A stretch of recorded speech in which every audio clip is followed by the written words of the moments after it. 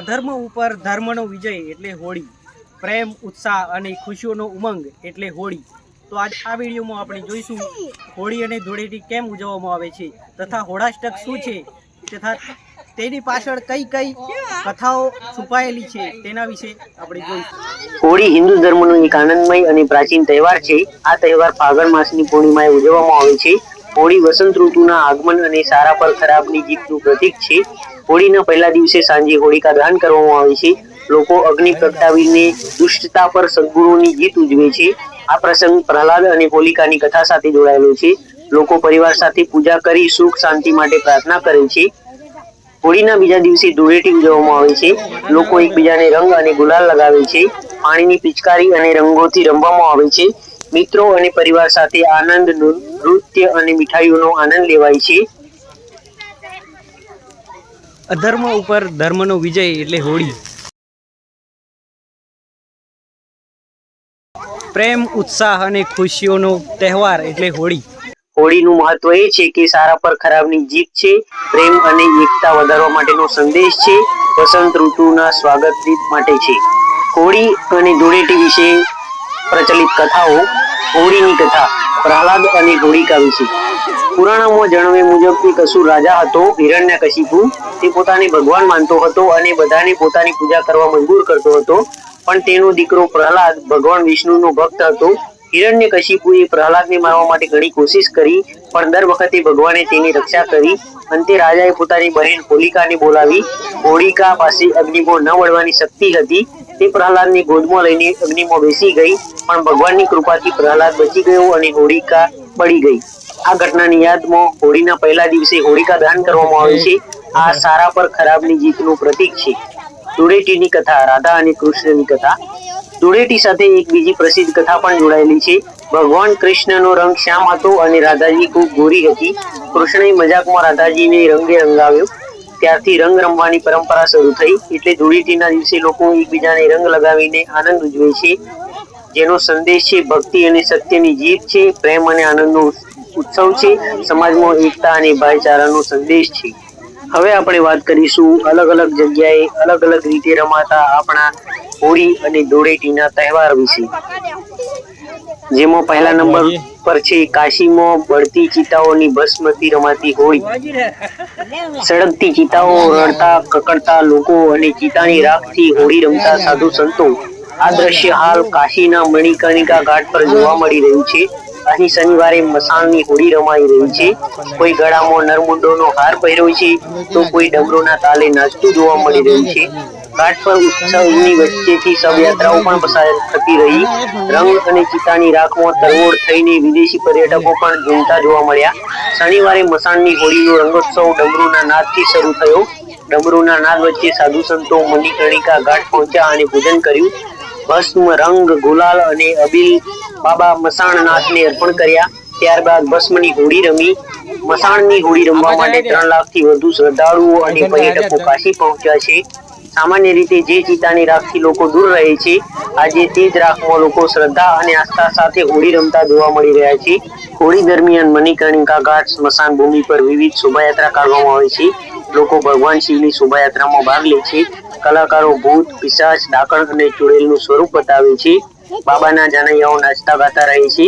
ઘાટ પર સળગતી ચિતાઓ વચ્ચે ચિતાની ભસ્મની હોળી શરૂ થાય છે। આ આયોજન તૈયારીઓ 6 મહિના પહેલાથી શરૂ થઈ જાય છે। ચિતાઓમાંથી રાખ એકઠી કરવામાં આવે છે અને પછી ભસ્મ સાથે હોળી રમવામાં આવે છે। ચિતા રાખની હોળીની પરંપરા 350 વર્ષથી ચાલી આવે છે। બાબા મહાશ્મશાન સમિતિના પ્રમુખ અને ભસ્મ હોળીના આયોજક ચૈનુ પ્રસાદ ગુપ્તાએ જણાવ્યું હતું કે તેમની પેઢી 350 વર્ષથી ચિતા રાખની હોળી ઉજવવામાં આવી રહી છે। લગભગ 16-17 વર્ષ પહેલા હોળી સીધી ચિતાઓ સાથે રમાતી ન હતી। જ્યારે મંદિરમાં જગ્યા ન હતી, ત્યારે અમારે ત્યાંથી જવું પડ્યું। આ બાબાના નટરાજ નૃત્યની આખી દુનિયા આશ્ચર્યચકિત થઈ ગઈ। ત્યારથી દર વર્ષે રંગભરી એકાદશીના બીજા દિવસે ચિતા પર હોળી રમવામાં આવતી। નરમુંડ પહેરેલા ભૂત પ્રેત વિશે કોઈ માહિતી નથી, ચૈનુ પ્રસાદે સમજાવ્યું કે સાધુઓ નરમુંડ પહેરીને તાંડવ વિધિ કરે છે. મને ખબર નથી કે તેઓ ક્યાંથી આવે છે, તેઓ શું કરે છે અથવા તેમના ઈરાદા શું છે. કેટલાક ઓરિજિનલ લાગે છે જ્યારે અન્ય પાત્રો ભજવતા દેખાય છે. આ લોકોએ સ્મશાન ભૂમિની સાંસ્કૃતિક હોળીને ભવ્ય બનાવી દીધી છે. આ હોળી વારાણસીના હરિશ્ચંદ્ર ઘાટ પર મસાણની હોળી રમવામાં આવે છે. બાબા મસાણનાથના અભિષેક અને આરતી પછી ભસ્મની હોળી શરૂ થઈ જાય છે. લોકો ડીજી પર વાજતા ભજન અને ગીતો પર ઝૂમે છે. બીજી હોળી છે અબીલ ગુલાલ થી મથુરાના વૃંદાવનમાં રમાતી હોળી. મથુરાના વૃંદાવનમાં શુક્રવારે અનોખો નજારો જોવા મળ્યો. બાંકે બિહારી મંદિરજીને રંગ અને અબીલ લગાવવાની સાથે જ બ્રજની હોળીની શરૂઆત થઈ. મંદિર રંગબેરંગી ગુલાલમાં ડૂબેલું જોવા મળ્યું. સવારે પૂજારીઓએ પ્રસાદી, ગુલાલ વગેરે ભક્તો પર વરસાવ્યું. ફૂલ, જલેબી અને લાડુ લૂંટાવ્યા. તેને મેળવવા માટે ભક્તોમાં પડાપડી થઈ. શરીર પર અબીલ પડતા જ ભક્તો ખુશીથી ઝૂમી ઉઠ્યા. બાંકે બિહારીના જયઘોષથી વાતાવરણ ગુંજી ઉઠ્યું. અબીલથી તરબોળ ભક્તોએ બાંકે બિહારીના દર્શન કર્યા. આશીર્વાદ લીધા પછી બહાર આવીને હવામાં રંગ અને અબીલ ઉડાડ્યા. એકબીજાને ગુલાલ લગાવ્યો. આ દરમિયાન વૃંદાવનની ગલીઓ ભક્તોથી ભરેલી રહી. ચારે તરફ અબીલ ગુલાલ દેખાઈ રહ્યું છે. અબીલ ગુલાલથી રંગાયેલા ભક્તો ઢોલ નગારા પર ઝૂમી રહ્યા છે. આજ બ્રજમાં હોળી રે રશિયા ગીત પર નાચી રહ્યા છે.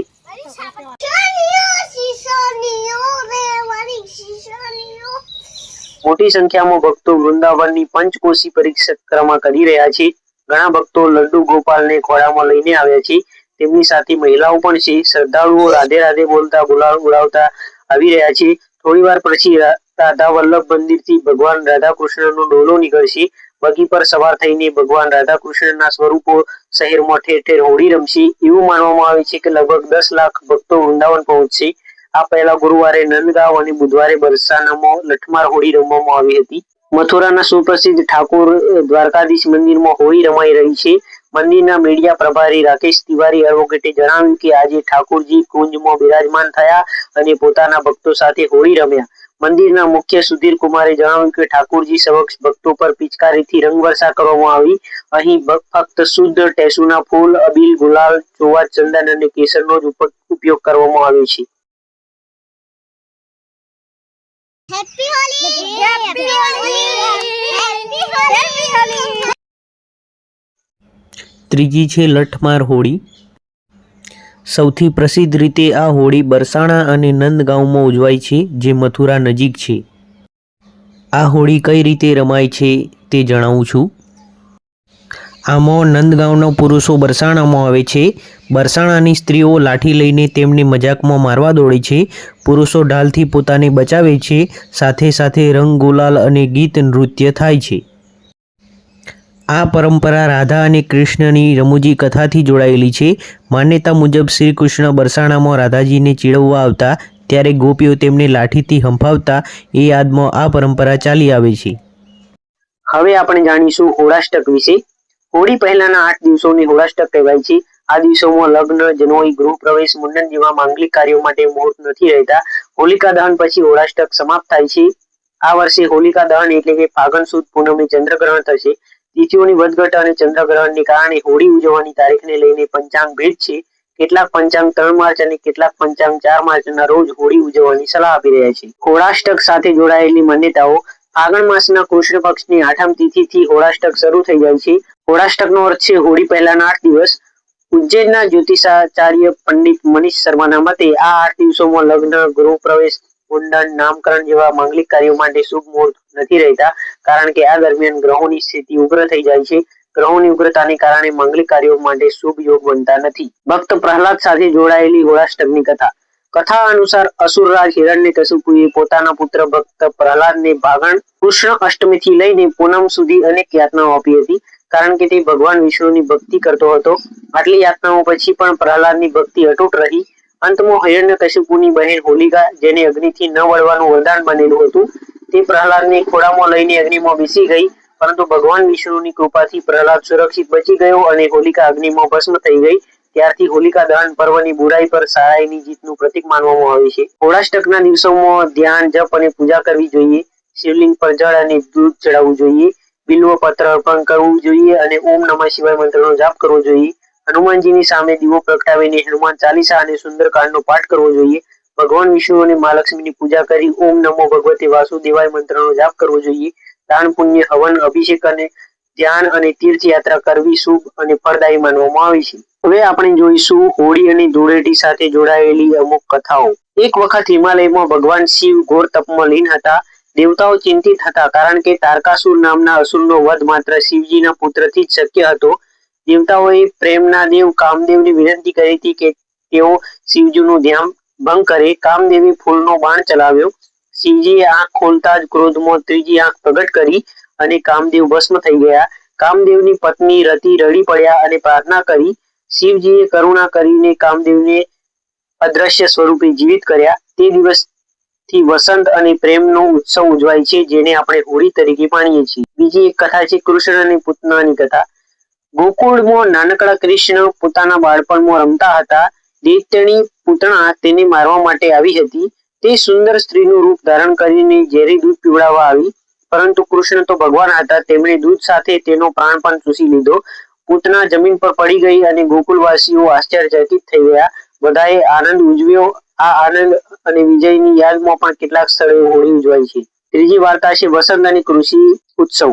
એક ગામમાં શિયાળાની ઠંડી પછી વસંત ઋતુ આવી. ખેતરોમાં નવી પાક લહેરાઈ રહી હતી. ખેડૂતોએ ભગવાનનો આભાર માન્યો.